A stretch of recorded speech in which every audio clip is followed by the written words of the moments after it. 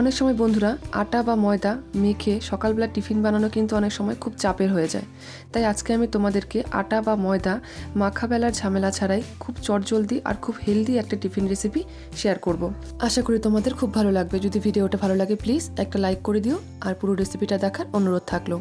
দেখো আমি এখানটা একটা বড় বাটি নিয়ে নিয়েছি।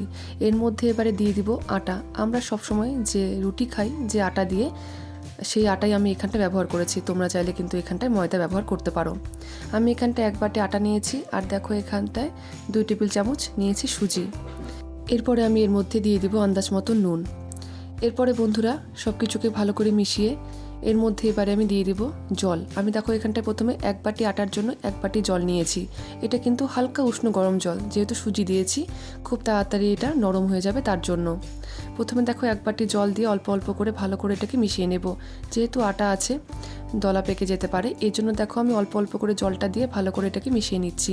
একবারে বন্ধুরা জলটা দেবে না। দেখো খুব ভালো করে এটাকে মিশিয়ে নিতে হবে। বন্ধুরা জলের পরিমাপটা একটু ঠিক রাখবে, তাহলে দেখবে তোমাদের রেসিপিটা খুব ভালো হবে। আর এরকম আস্তে আস্তে করে খুব ভালো করে এটাকে মিশিয়ে নিতে হবে। দেখো আমি আরও হাফ বাটি জল নিয়ে নিয়েছি। এবারে এই হাফ বাটি জলটা কিন্তু আমি একবারে দেব না, অল্প অল্প করে দেব আর ভালো করে একটু মিশিয়ে নেব। দেখো এটাকে খুব ভালো করে আমি মিশিয়ে নিচ্ছি। দেখো এটা আমার খুব ভালো করে মেশানো হয়ে গেছে। এটাকে এবারে আমি এই 5 মিনিটের জন্য সাইডে রেখে দেব। যেহেতু সুজি আছে তার জন্য কিন্তু দেখবে এটা অনেকটাই ঘন হয়ে যাবে, ফুলে যাবে। এরপরে আমরা সাইডে বাকি কাজটা দেখো করে নিচ্ছি।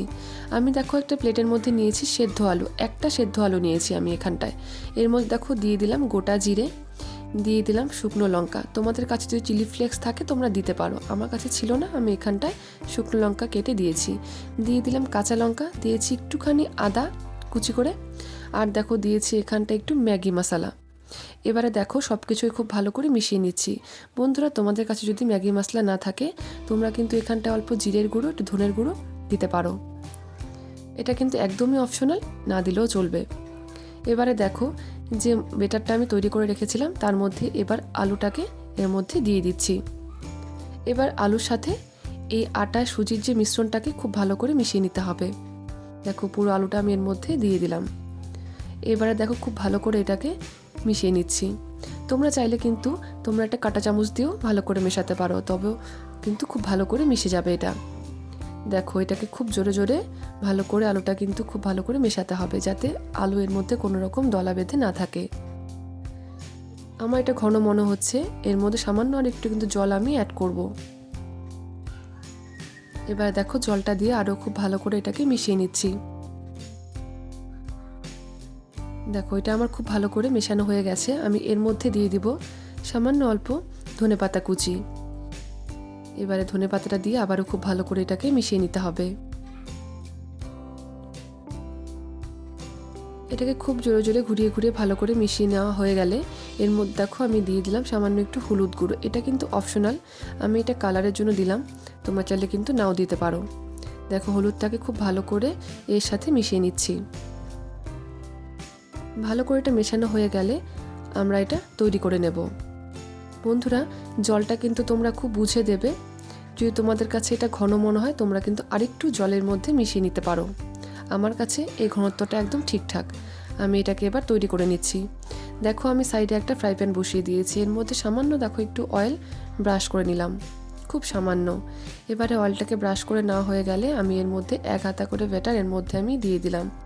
দেখো ভালো করে দিয়ে এটাকে হালকা হাতে কিন্তু একটু ঘুরিয়ে নিতে হবে, হাতার পেছন পাশটা দিয়ে। খুব জোরে চাপ দেওয়ার দরকার নেই, খুব হালকা হাতে এটাকে ঘুরিয়ে নিলেই দেখবে এটা একদম ছড়িয়ে যাবে। এক পাশটা ভালো করে হয়ে গেলে আমি আরেক পাশটা উল্টে নেব। প্রথমে কিন্তু ফ্রাই প্যানটাকে খুব ভালো করে গরম করে নিতে হবে, তারপরে এটাকে দিতে হবে গ্যাসের ফ্লেমটাকে লোতে রেখে। এখন কিন্তু আমি গ্যাসের ফ্লেমটাকে মিডিয়ামে করে দিয়েছি, দিয়ে দেখো খুব ভালো করে এটাকে ভেজে নিচ্ছি উল্টে পাল্টে। বন্ধুরা তোমরা ভাজার সময় কিন্তু একটু ধৈর্য নিয়ে ভাজবে, দেখবে তোমাদের পরোটাগুলো খুব ভালো হবে। তোমরা এরকমভাবেও কিন্তু আলু পরোটা বানাতে পারো, দেখবে খেয়ে কিন্তু খুব ভালো লাগবে। আমরা যেরকমভাবে আলুর পুর ভরে বানাই সেরকমভাবে না বানিয়ে এরকম চটজলদি আটা আর এরকম সুজি আলু দিয়েও কিন্তু তোমরা খুব সুন্দর আলু পরোটা বানাতে পারো। একবার বানিয়ে দেখো বন্ধুরা, খেতে কিন্তু খুব ভালো লাগবে আর দেখবে খুব অল্প সময়ে তোমরা এটা তৈরিও করতে পারবে। দেখো এটাকে খুব চাপ দিয়ে ভালো করে এটা ঘুরিয়ে ঘুরিয়ে কিন্তু ভাজতে হবে। যখন এটা এপিড ওপিড খুব ভালো করে দেখবে ভাজা হয়ে যাচ্ছে, তখন কিন্তু গ্যাসের ফ্লেমটাকে একটু হাইতে করে তারপর এটাকে ভালো করে সেঁকে নেবে। তোমরা চাইলে কিন্তু বন্ধুরা এটা রুটির মতো করেও খেতে পারো, না চাইলে তোমরা কিন্তু এটা পরোটার মতো করেও খেতে পারো, মানে তেল বা বাটার অথবা ঘিতে ভেজেও কিন্তু খেতে পারো। দেখো এটা কিন্তু আস্তে আস্তে ফুলতে শুরু করে দিয়েছে। আমি কিন্তু এই সময় গ্যাসের ফ্লেমটাকে একটু হাইতে করে দিয়েছি। পরোটাগুলো কিন্তু বন্ধুরা এরকমভাবেই চেপে চেপে কিছুক্ষণ ধরে এরকমভাবেই ভাজতে হবে একটু হাই ফ্লেমে, তাহলেই দেখবে পরোটাগুলো এরকম ফুলে উঠবে। দেখো ভালো করে সেঁকে নেওয়া হয়ে গেলে আমি এর মধ্যে সামান্য একটু বাটার দিয়ে দেব। আমি এটাকে পরোটার মতন করে তৈরি করছি, তোমরা চাইলে কিন্তু রুটির মতো করেও খেতে পারো এরকম বাটার অথবা ঘি কিছু না দিয়ে। দেখো সামান্য একটুখানি বাটার দিয়ে দিচ্ছি এর মধ্যে আমি, দিয়ে এটাকে খুব ভালো করে আবারও ভেজে নেব। দেখো বন্ধুরা আস্তে আস্তে দেখবে এটা অনেকটাই ফুলে যাবে।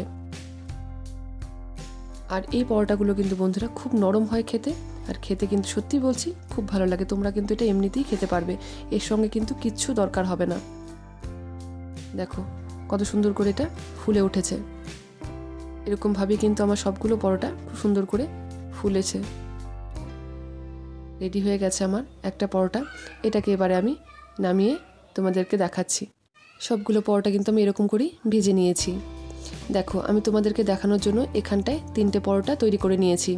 দেখো তোমরা দেখে নিশ্চয়ই বুঝতে পারছো পরোটাগুলো কতটা নরম হয়েছে আর দেখতে কতটা ভালো লাগছে। দেখতেই পাচ্ছ বন্ধুরা, হাতে নিচ্ছি একদম মিলিয়ে যাচ্ছে পরোটাগুলো। আর আমার কিন্তু ওই অল্প একটু বাটারই বাকিগুলো ভাজা হয়ে গেছে, আমার কিন্তু এক্সট্রা করে আর বাটার দেওয়া দরকার হয়নি। দেখো তোমাদেরকে আমি এটা ছিঁড়েও দেখাচ্ছি। দেখো পরোটাটা কতটা সফট হয়েছে। বন্ধুরা এরকমভাবে তোমরা বানিয়ে একবার আলু পরোটা খেয়ে দেখো, তোমাদের খুব ভালো লাগবে। সকালবেলা তাড়াহুড়োর মধ্যে এরকমভাবে বন্ধুরা বানিয়ে দেখো। আমার আজকে এই ভিডিও তোমাদের কেমন লাগলো বন্ধুরা, আমাকে একটা ছোট্ট কমেন্ট করে জানাতে কিন্তু ভুলো না। যদি ভিডিওটা ভালো লাগে একটা লাইক করে দিও, আর আমার চ্যানেলে যদি তোমরা একদম নতুন হয়ে থাকো চ্যানেলটাকে প্লিজ সাবস্ক্রাইব করো। আর তোমাদেরকে অনেক অনেক ধন্যবাদ। সবাই ভালো থেকো, দেখা হচ্ছে তোমাদের সাথে নতুন কোনো একটা রেসিপি নিয়ে।